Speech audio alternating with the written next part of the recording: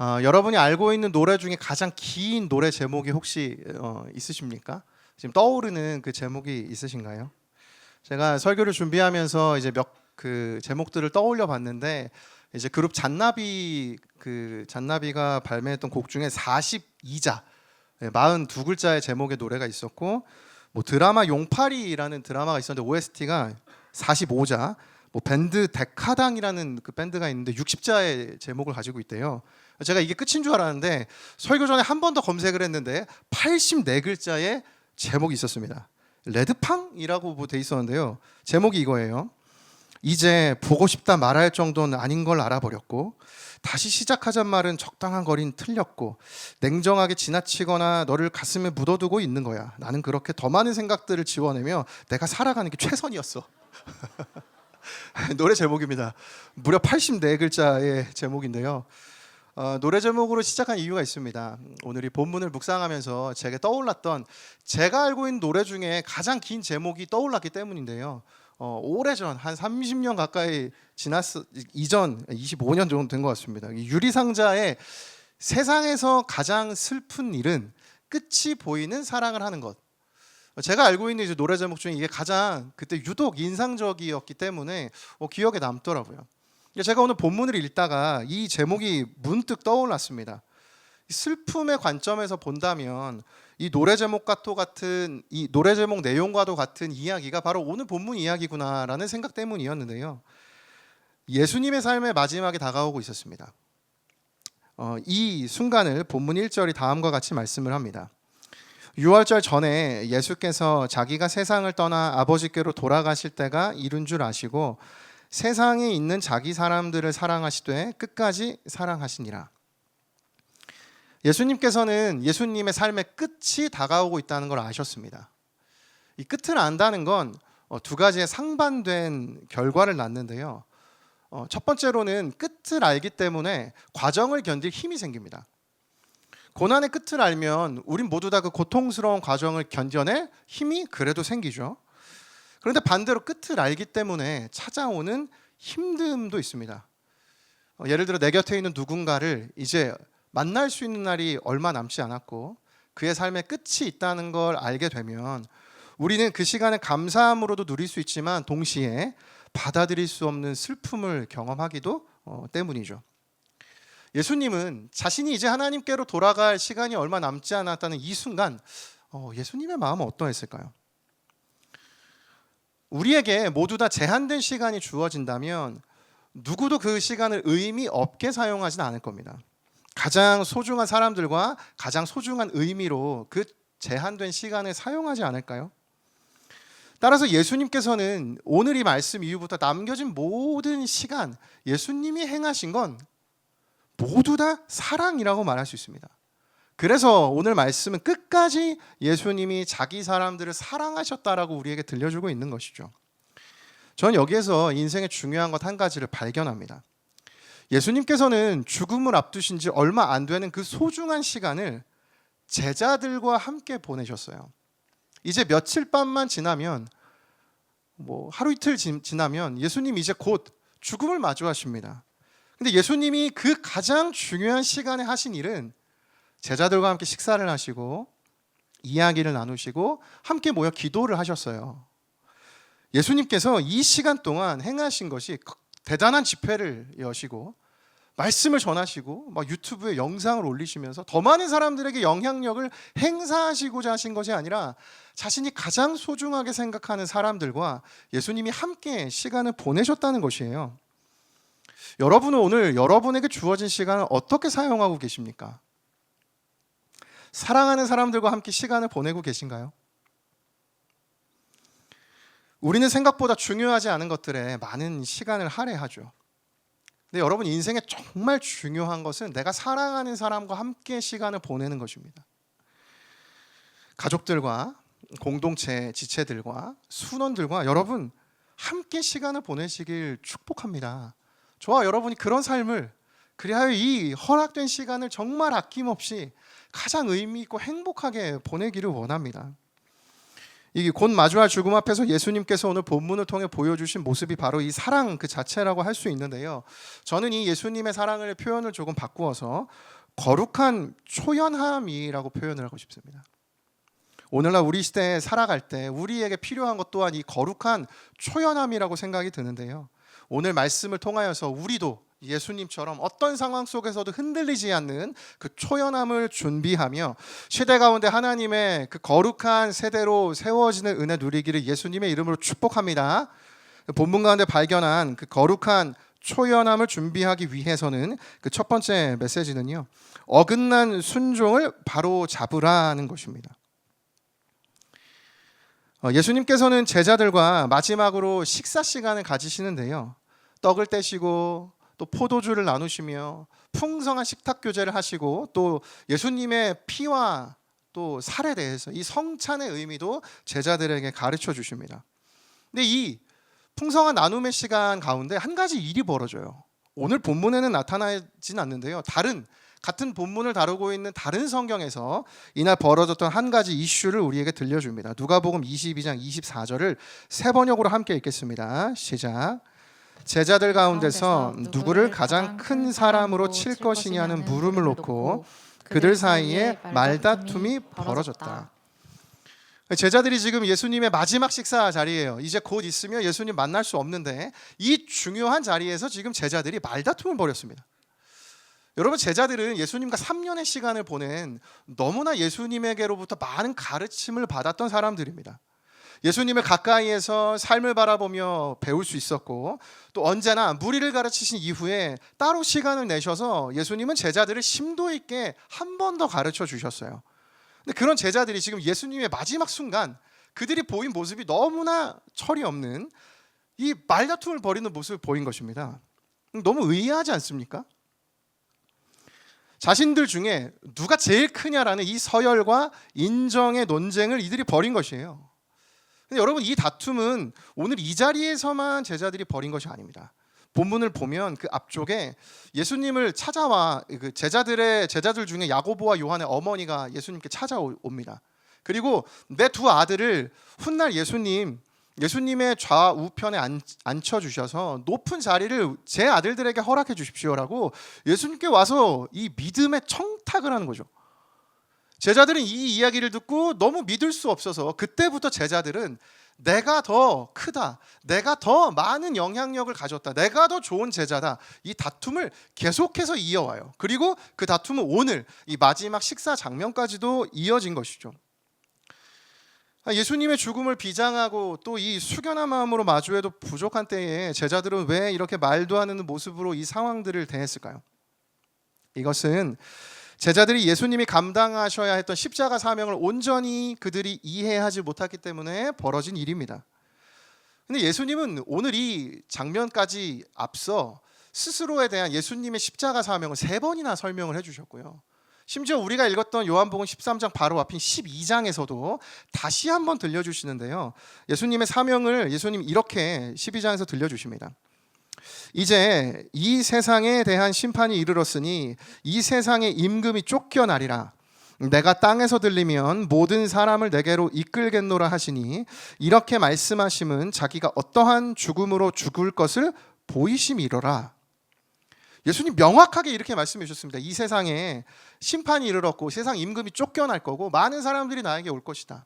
이 말씀은 어떤 죽음으로 예수님이 앞으로 죽음을 당할 것인지를 보여주시는 말씀이라고 성경은 들려주지만 제자들은 이것을 온전히 깨닫지 못했던 것 같아요. 그러니 듣고 싶은 것만 들었던 거죠. 이 세상 임금이 쫓겨나는구나, 우리를 압제하고 있는 로마의 왕이 쫓겨나고 예수님께 수많은 사람들이 몰려오는구나, 너무나 좋은 시절이 오겠구나. 제자들이 생각했던 이 생각을 누가복음 19장 11절이 더 명확하게 알려줍니다.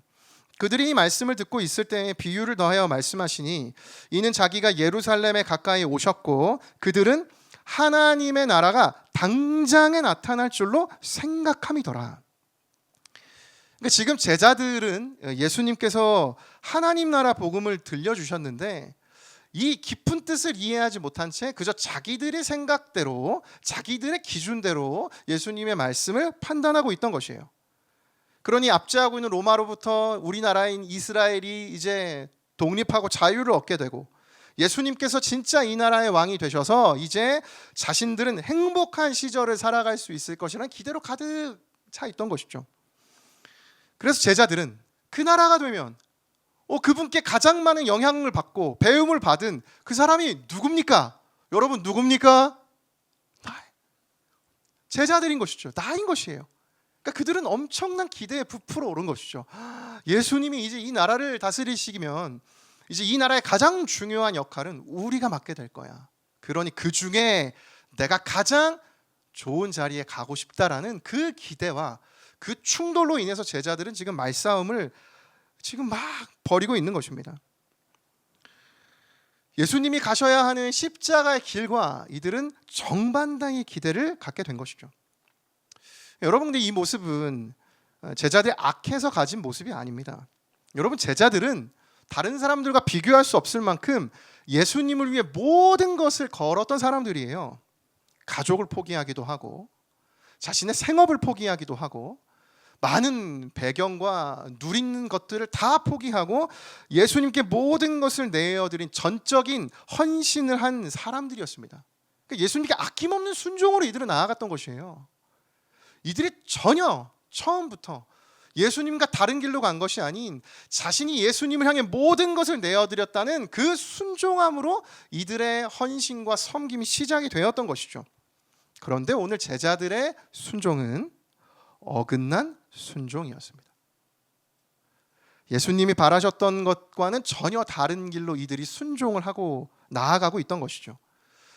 이 마음이 두드러지게 드러난 장면이 오늘 본문에 있습니다. 3절부터 5절 말씀 제가 읽겠습니다. 저녁 먹는 중 예수는 아버지께서 모든 것을 자기 손에 맡기신 것과 또 자기가 하나님께로부터 오셨다가 하나님께로 돌아가실 것을 아시고 저녁 잡수시던 자리에서 일어나 겉옷을 벗고 수건을 가져다가 허리에 두르시고 이에 대야에 물을 떠서 제자들의 발을 씻으시고 그 두르신 수건으로 닦기를 시작하여 예수님께서 식사 도중에 갑자기 일어나셔서 수건을 허리에 두르시고 물을 떠오신 다음에 제자들의 발을 씻기시고 수건으로 그 발을 닦아주셨습니다. 오늘날 우리 문화에서는 굉장히 생소한 모습이지만 이 당시 문화에서는 예수님 시대에 아주 평범한 일상이었고 발을 씻는 건 이들의 문화였어요. 예수님 시대 사람들은 오늘날처럼 우리가 신는 뉴발란스, 나이키, 아디다스는 없었습니다. 이들은 가죽으로 된 신발을 신거나 샌들 위주로 신었어요. 그리고 이들이 걷던 길은 대부분 오늘날과 같은 포장된 도로가 아니고 많은 비포장 도로를 걸었습니다.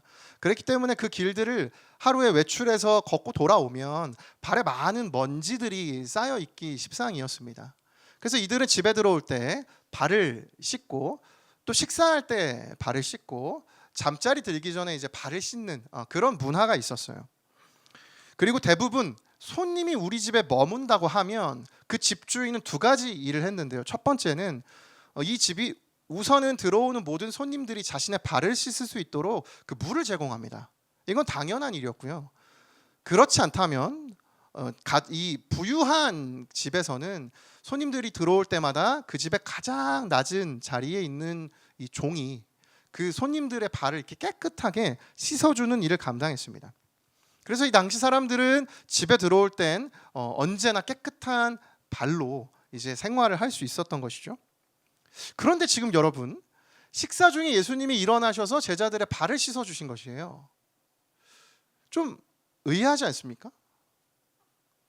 설교를 준비하면서 저는 이 본문의 상황에서 한 가지 상상력을 동원해 제가 발견한 것이 있습니다. 지금 예수님께서 제자들과 발을 씻지 않은 채 식사를 하고 계셨다는 것이에요. 글쎄요, 발을 씻었는데 예수님이 한 번 더 섬김을 가르쳐 주시고자 그 발을 씻어 주셨을 수는 있지만 적어도 자연스러운 상황이 되기 위해선 제자들이 발을 씻지 않은 상황이었을 때 예수님이 그 발을 씻어 주신 것이 훨씬 더 이 맥락상 매끄럽습니다. 만약에 이렇다고 한다면 왜 이들은 발을 씻지 않았을까요? 아마도 이 식사 장소를 6월절 전에 급하게 찾았고 그러다 보니 이 주인이 손님을 맞이할 겨를이 없어서 이들이 발을 씻지 못한 채 들어와서 식사를 했을 가능성이 높죠. 그런데 여러분이 제자라고 생각해 보십시오. 예수님과 함께 이 집에 들어왔습니다.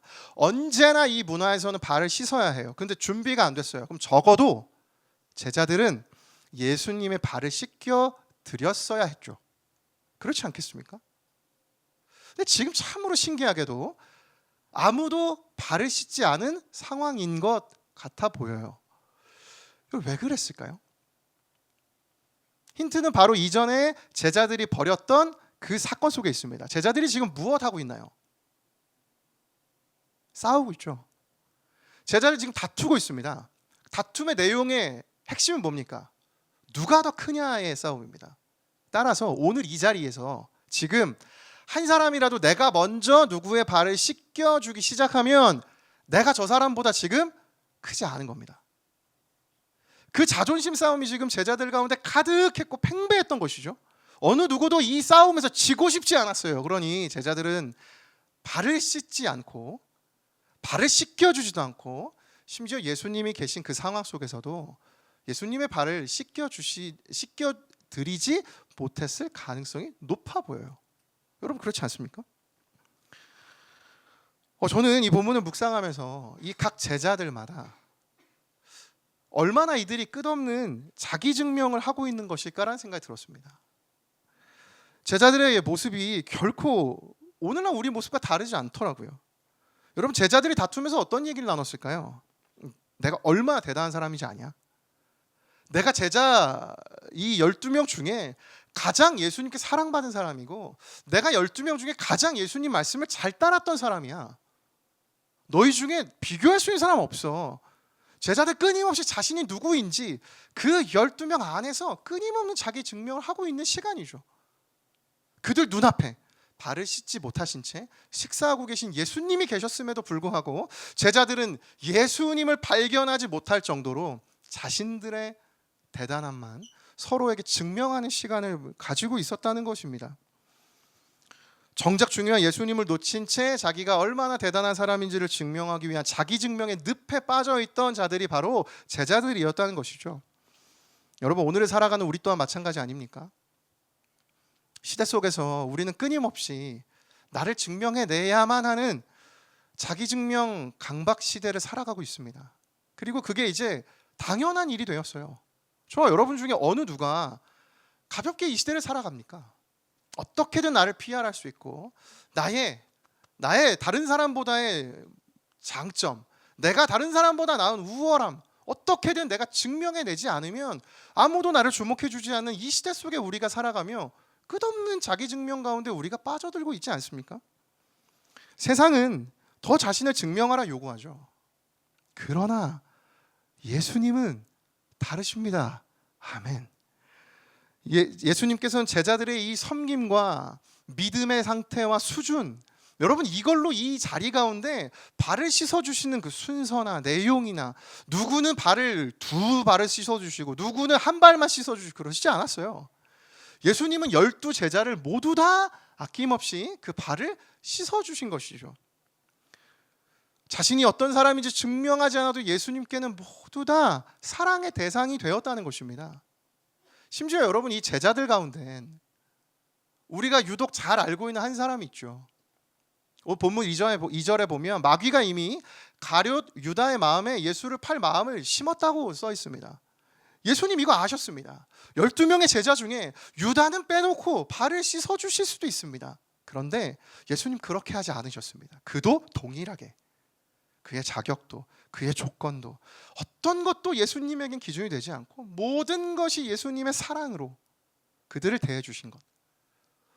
누가 예수님께 내가 더 대단하다고 발을 더 먼저 씻어주시고 많이 씻어주셨습니까? 그렇지 않습니다. 예수님은 동일하게 하나님의 사랑으로 그들을 섬겨주신 것이죠.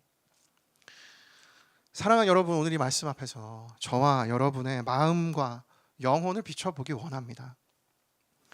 오늘 우리의 예배와 섬김의 자리, 내 삶이 정말 이 자기 증명의 삶은 아닌지 돌아보기 원합니다. 여러분, 하나님께 그것이 중요하지 않습니다. 저와 여러분의 모든 삶, 존재 자체를 하나님이 사랑하고 그렇게 지켜보고 계시는 것입니다. 스바냐 3장 17절 우리 같이 함께 읽겠습니다. 시작. 너의 하나님 여호와가 너희 가운데 계시니 그는 구원을 베푸실 전능자이시라. 그가 너로 말미암아 기쁨을 이기지 못하시며 너를 잠잠히 사랑하시며 너로 말미암아 즐거이 부르며 기뻐하시리라 하리라. 아멘.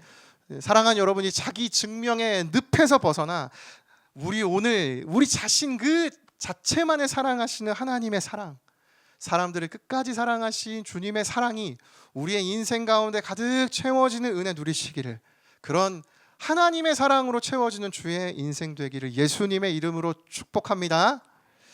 본문에서 발견한 거룩한 초연함을 준비하기 위해서 발견한 두 번째 메시지는요, 오직 하나님의 뜻만 남기라는 것입니다. 본문에서 한 가지 더 발견한 것이 있는데요, 6절부터 8절 말씀을 우리 같이 한번 읽겠습니다. 시작. 시몬 베드로에게 이르시니 베드로가 이르되 주여 주께서 내 발을 씻으시나이까. 예수께서 대답하여 이르시되 내가 하는 것을 내가 지금은 알지 못하나 이후에는 알리라. 베드로가 이르되 내 발을 절대로 씻지 못하시리이다. 예수께서 대답하시되 내가 너를 씻어주지 아니하면 내가 나와 상관이 없느니라. 예수님께서 제자들의 발을 씻겨주셨습니다. 이 시간이 얼마나 엄숙하고 초연했는지 어떤 제자도 아무 말을 하지 못했던 것처럼 보입니다. 베드로의 차례가 되었습니다. 베드로가 예수님께 자신의 발은 씻을 수 없다, 씻어주실 수 없습니다 라고 그가 이야기를 하는 거죠. 여러분, 베드로의 이 말은 무례한 말이었을까요? 그렇지 않습니다. 이 당시의 문화에서는 제자가 스승에게 보일 수 있는 당연한 반응이죠. 왜냐하면 스승이 제자를 씻어주는 일은 없기 때문입니다. 설교를 준비하면서 한 자료에 보니까 이 고대 예수님 시절에 어떤 자료에도 권위 있는 사람이 이렇게 노예의 일을 수행한 유사 사례가 없다고 합니다. 그러니까 이 발을 씻어주는 일 자체만이 아닌 비슷한 사례조차 이 시대는 없었다는 것이에요. 남겨져 있는 자료로 볼 땐 유일무이한 그 예수님의 엄청난 섬김의 사랑이 담겨있는 본문이라는 거죠. 그럴 정도로 예수님의 섬김은 어느 누구도 예상하지 못한 파격적인 섬김이었기 때문에 베드로의 대답은 당연한 말로 여겨져요. 너무나 자연스러운 응답입니다. 그런데 예수님께서 의아한 말씀을 하시죠. 내가 너를 씻어주지 아니하면 너가 나와 상관이 없다는 것입니다. 이 상관이 없다는 건 나누다, 그러니까 상관하다라는 건 물건을 나누다라는 뜻도 있고요, 관계를 맺다라는 뜻도 있습니다. 이 두 가지 의미가 모두 다 가능한 본문인데, 예수님이 지금 베드로의 발을 씻지 않으면 너랑 나랑 관계가 없든지 내가 가진 걸 너에게 나눌 수 없다라는 이야기를 지금 하고 계신 것이죠. 여러분, 이 말이 어떤 의미일까요? 이 말을 이해하기 위해서는 예수님이 제자들의 발을 씻어주신 이 행위가 가는 의미를 좀 더 깊이 살펴봐야 합니다. 예수님께서는 단순히 큰 자가 이 작은 자를 섬기면 그것이 더 큰 섬김이다, 그러니까 섬기는 자가 더 크다라는 가르침을 주시기 위해서 제자들의 발을 씻어주신 것만은 아니에요.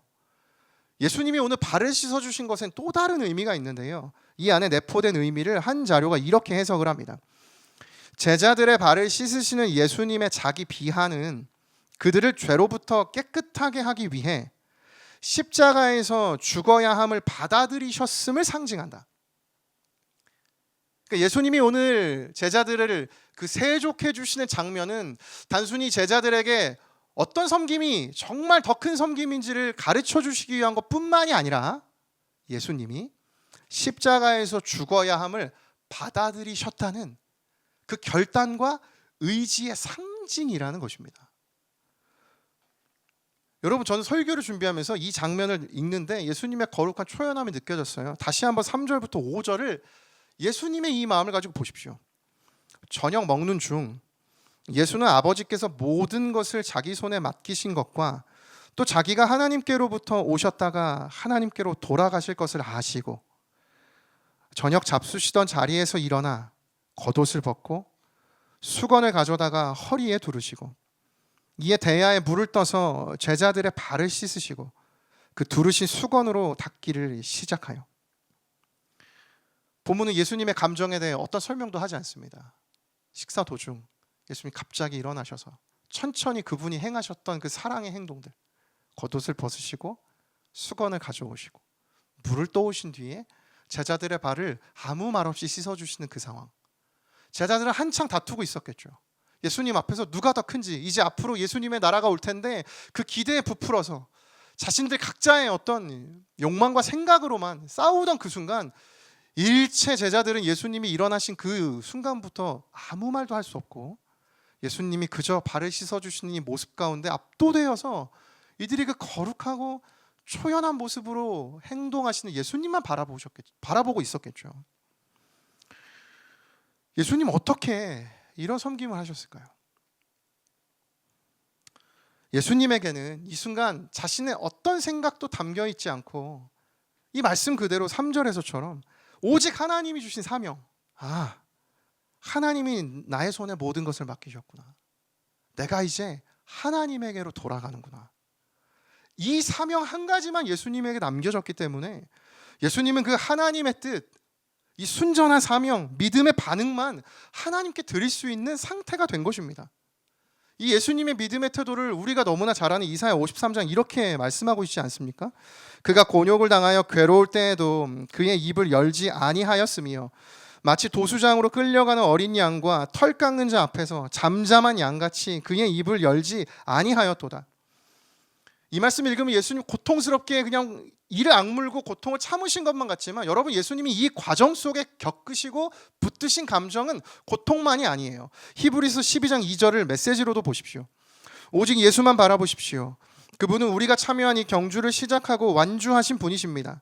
그분이 어떻게 하셨는지 배우십시오. 그분은 앞에 있는 것, 곧 하나님 안에서, 그리고 하나님과 함께 결승점을 지나는 기쁨에서 눈을 떼지 않으셨기에 달려가는 길에서 무엇을 만나든 심지어 십자가와 수치까지도 참으실 수 있었습니다. 이제 그분은 하나님의 오른편 영광의 자리에 앉아 계십니다. 예수님은 이 과정을 고통만이 아닌 기쁨입니다. 예수님께서 하나님과 함께 결승점을 지나가는 기쁨에서 눈을 떼지 않으셨기 때문에 십자가와 수치도 참으실 수 있었습니다. 전 여기서 오늘 제자들과 그 제자들의 어긋난 순종과 상반된 순전한 순종을 발견해요. 사랑하는 여러분, 오늘 우리에게도 이 예수님이 보여주신 순전한 순종이 필요한 줄로 믿습니다.